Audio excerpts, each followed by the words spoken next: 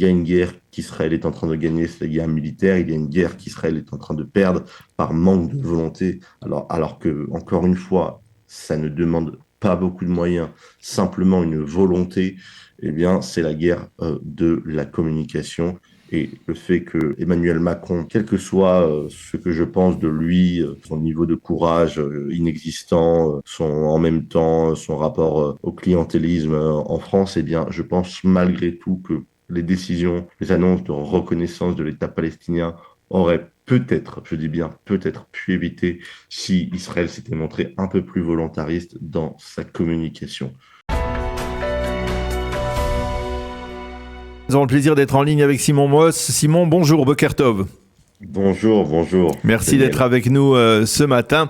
On a besoin de votre éclairage pour mieux comprendre ce qui s'est passé et surtout comment l'État d'Israël, qui réussit des prouesses technologiques, qui réussit des prouesses militaires, est une des nations, on va dire, les plus développées, eh bien, semble toujours faillir au moment où il doit faire passer ses messages en termes de communication. On a le sentiment que l'État d'Israël a été pris au dépourvu par la campagne, on va dire campagne mensongère, on le sait, du Hamas sur la famine dans la bande de Gaza. Comment vous expliquez cela ? Écoutez, Daniel, je pense en effet, et vous avez raison de le rappeler, que face au volume et à la stratégie du Hamas d'indigner le monde, puisque c'est sa seule arme véritablement crédible contre Israël, puisque sur le plan militaire, le Hamas s'est fait quasiment entièrement décimé.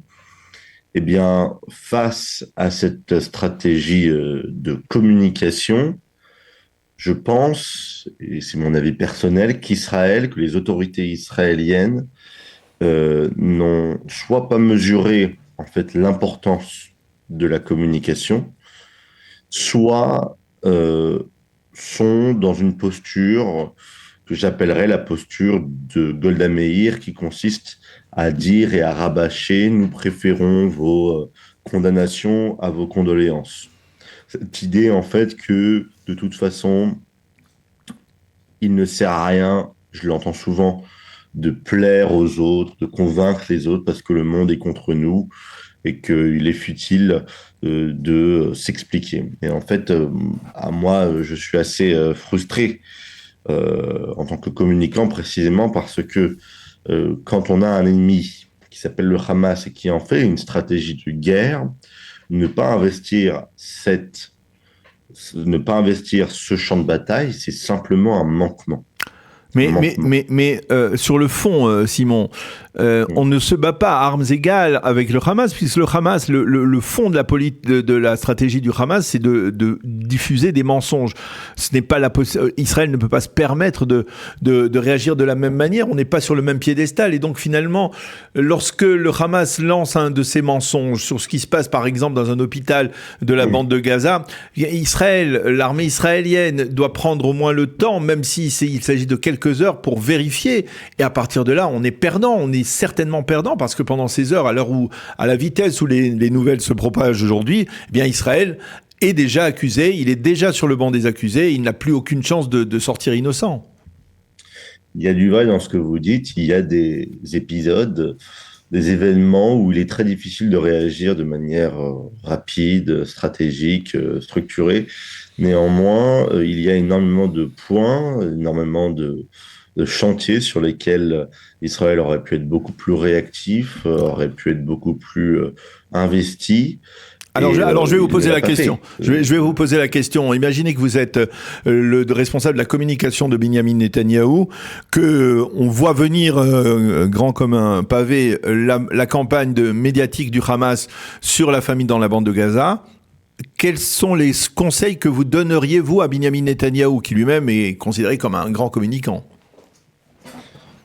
Les conseils que je donnerais, moi, c'est justement ma grande frustration, c'est qu'en fait, on peut marquer énormément de points facilement à bas prix. Exemple. Premier conseil, exemple, on voit par exemple à la frontière de Gaza les distributions d'aide humanitaire. En fait, on a une situation, on a quelques soldats face à 20 000, 30 000, 40 000 Gazaouis qui se ruent sur des camions et qui en fait peuvent se transformer en un débordement très très dangereux pour les soldats. Évidemment, quand on le dit comme ça a l'air abstrait. Et donc forcément, quand quand on accuse Israël de tuer, de tirer sur des Palestiniens à la distribution d'aide humanitaire, les gens, évidemment, s'indignent à juste titre, mais parce qu'ils ne comprennent pas, et si on le dit simplement, on ne comprend pas ce qui se passe. Il suffirait simplement de filmer et de filmer et de filmer de manière ininterrompue tous les jours les mêmes scènes qui sont prévues, qui sont attendues, et les diffuser massivement à la télé, sur les réseaux sociaux. Inonder les réseaux sociaux de vidéos. Ça ne coûte rien, mais rien, pour que les gens voient en fait la réalité sur le terrain. À partir du moment où le Hamas inonde les journalistes, inonde les médias, les réseaux sociaux de vidéos, de photos larmoyantes, tragiques parfois, et que nous, en face, on a seulement des mots, on n'a pas d'image, eh bien, il y a évidemment un rapport à l'émotion dans la communication très important, très puissant. Comment cela se fait-il que, en face de cette campagne absolument abjecte de communication de la part du Hamas, pourquoi l'État d'Israël, qui est la première puissance du Moyen-Orient, n'est pas capable de placer une équipe de cadreurs à la frontière de Gaza et juste faire quelque chose que n'importe quel enfant sait faire, à savoir d'appuyer sur le bouton d'enregistrement du téléphone ou de la caméra. Première chose. Deuxième Pour chose, montrer on par accuse exemple, Israël de famine. pour montrer par exemple, attends, pardon, pour montrer que par exemple, eh bien, il ne peut pas y avoir de famine puisqu'il y a chaque jour des centaines de camions qui rentrent à l'intérieur de la bande de Gaza. C'est cela. Déjà, pour montrer ça et pour montrer également que s'il y a des débordements à la frontière de Gaza, c'est précisément parce qu'on a un tout petit nombre de soldats pour un très grand nombre de civils gazaouis et que parfois ils se tiennent à quelques dizaines de mètres seulement et qu'en 2 minutes, eh bien, même pas en 2 minutes, en 10 secondes, les soldats de Tsahal peuvent se retrouver complètement submergés et des terroristes peuvent tout à fait se cacher dans la masse, dans la foule qui est, comment dire, complètement floue, compacte et très dangereuse. Donc, On a vu un film de ce type sur les réseaux sociaux. voilà, Moi, je me rappelle d'avoir, il y a quelques jours, un film où on voyait effectivement une voilà. nuée de Gazaouis qui arrivaient sur un camion. Ouais. Mais on voit très nettement les soldats qui sont à, on va dire, 20 mètres de là ou 30 mètres de là, et qui disent ne tirez pas, attention, ne tirez pas, ne tirez Exactement. pas. C'est ça, Voilà, ouais. ce genre de film qu'il faudrait diffuser. En fait, cette vidéo, c'est à cette vidéo que je fais référence parce que cette vidéo, j'en ai vu une. Cette situation, elle arrive tous les jours. Pourquoi une vidéo? Pourquoi? Pourquoi? Tous les jours, il faut filmer. Tous les jours, il faut diffuser. Il faut inonder les réseaux sociaux et les médias de vidéos. Et encore une fois, on peut nous sortir toutes les excuses du monde, mais ça ne coûte rien, absolument rien. On accuse Israël de commettre, euh, de, d'affamer délibérément la bande de Gaza. Dans la bande de Gaza, il y a des marchés, il y a même des restaurants avec des rouleaux de shawarma qui tournent à plein régime. D'accord? Pourquoi on n'a pas tous les jours une équipe, un drone, des soldats qui filment ça? Pourquoi? Il faut inonder. Alors, Troisième, oui, euh, le troisième point. troisième suggestion très importante, les meilleurs documentaires que j'ai vus sur Gaza, les plus réalistes, ceux qui en fait s'immiscent le plus dans la vie des soldats, ceux qui décrivent le mieux la réalité, la complexité, le détail de cette guerre, ils sont en hébreu pour un public israélien. Il n'y a pas de sous-titres, il n'y a pas de traduction, il n'y a pas de doublage en anglais, en français.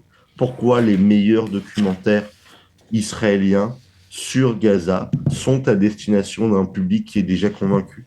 Pourquoi ils ne sont pas diffusés massivement à l'international? Ça n'est pas le peuple israélien que ce genre de documentaire doit cibler, c'est le monde, c'est pas Israël. Et il y a, encore une fois, tant et tant de Je, batailles que l'on a perdues par manque de volonté. je vais vous poser une question concrète. Est-ce que, par exemple, vous auriez recommandé à l'armée israélienne, au département du porte-parole de Tsahal, de faire rentrer des journalistes internationaux qui voudraient voir ce qui se passe dans la bande de Gaza? Non, non.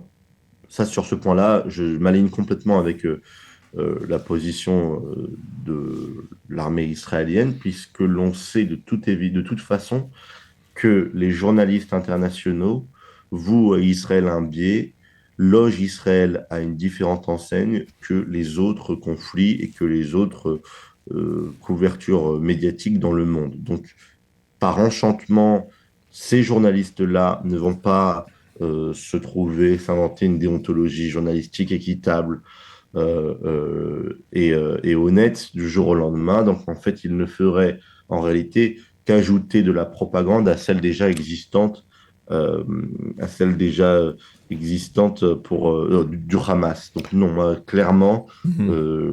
les journalistes du Monde, les journalistes du New York Times, les journalistes qui n'ont pas attendu le 7 octobre et le blocus médiatique sur Gaza pour travestir la réalité concernant Israël. Donc, à ce niveau-là, moi, je pense que par contre, il aurait fallu faire entrer peut-être Rimas.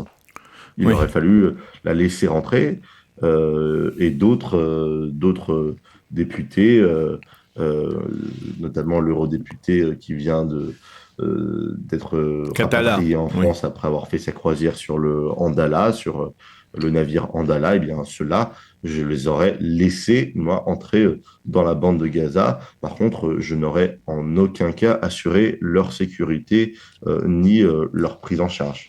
Alors, est-ce que, par exemple, le fait que en Israël, la presse, vous le savez, elle est totalement libre. Et je prends, Mhm. par exemple, on parlait à l'instant du New York Times. Le New York Times hier s'est excusé pour avoir publié cette fameuse photo d'un enfant soi-disant affamé, mais qui en fait, il s'avérait être un enfant qui est né avec des malversations, pardon, avec une malformation de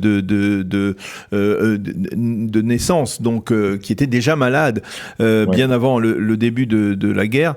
Euh, euh, le New York Times s'est excusé, mais par exemple le Haaretz, qui est un journaliste Ouais. israélien, ne s'est pas excusé. Est-ce que vous pensez que ça porte, dire les campagnes lorsqu'elles viennent de l'État d'Israël, de la presse israélienne elle-même, Bien les sûr. déclarations de journalistes eux-mêmes, les éditoriaux de journalistes israéliens, ça porte un tort certain à Israël et c'est difficile à combattre sur le plan médiatique? Ouais, bien sûr. Après, je pense qu'il ne faut pas y toucher, dans la mesure où Israël est un État libre et démocratique, et que aussi honteux, voire ignoble, que soient les ONG israéliennes qui accusent l'État d'Israël de commettre un génocide, ou aussi biaisés et malhonnêtes que soient des journaux comme Haaretz. On est dans un État de liberté d'expression, et c'est précisément la force d'Israël que de conserver, que de résister à la tentation autoritaire et liberticide, même et surtout en temps de guerre. Maintenant, il est vrai qu'il y a un jeu cynique, qu'il y a un jeu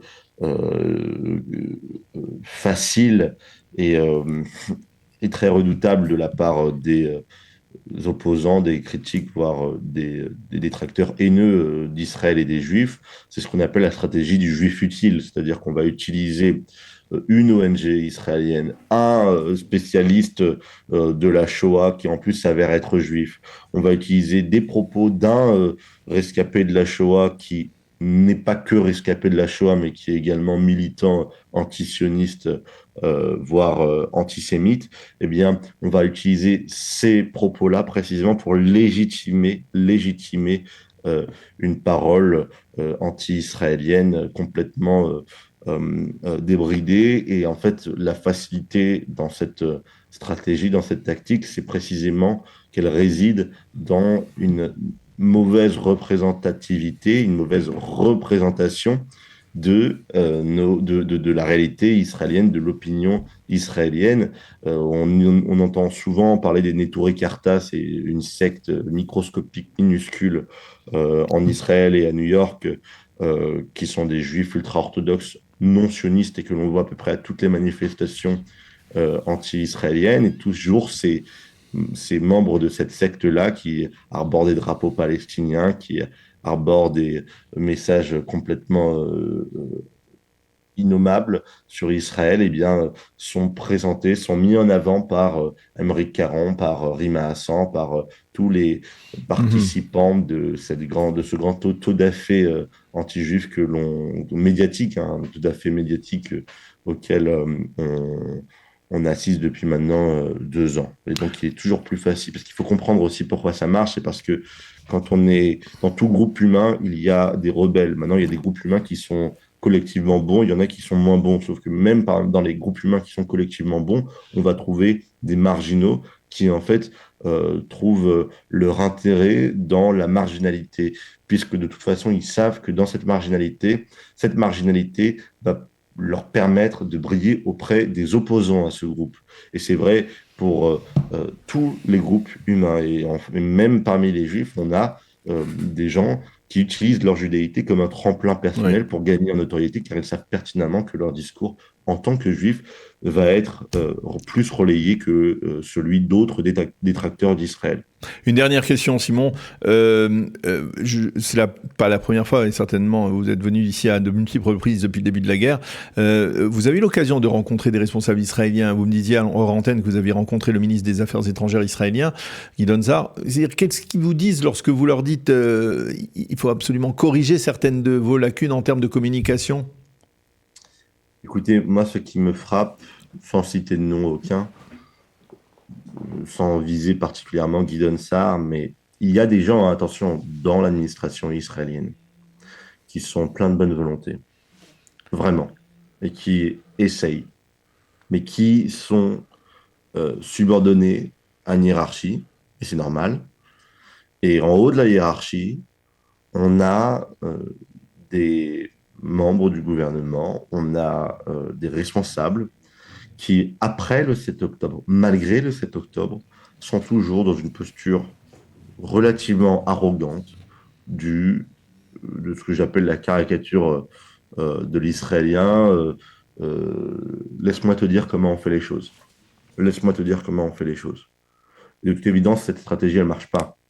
Et il faut plus d'humilité, moi je pense, au niveau de l'administration israélienne, parce que clairement, il y a une guerre qu'Israël est en train de gagner, c'est la guerre militaire, il y a une guerre qu'Israël est en train de perdre par manque de volonté, alors que, encore une fois, ça ne demande pas beaucoup de moyens, simplement une volonté, eh bien, c'est la guerre de la communication et le fait que l'État, que Emmanuel Macron, quel que soit ce que je pense de lui, son niveau de courage inexistant, en même temps son rapport finalement au clientélisme en France, eh bien, je pense malgré tout que les décisions, les annonces de reconnaissance de l'État palestinien auraient peut-être, je dis bien peut-être, pu éviter si Israël s'était montré un peu plus volontariste dans sa communication. Et Israël a pris le parti de dire non, on n'a à convaincre personne, sauf que c'est pas une stratégie. C'est pas une stratégie. Mhm. On le comprend bien, et en tout cas, merci beaucoup Simon de nous avoir décrypté. Ça nous a permis de mieux comprendre en fait cette complexité, la complexité de ce dossier. Vous le dites vous-même, c'est pas aussi complexe que ça. Il faut de la bonne volonté avant tout. Merci Bon, bon. beaucoup d'avoir accepté de répondre à nos questions ce matin. Bonne continuation et bon séjour en Israël. Merci Merci. d'avoir répondu à notre appel.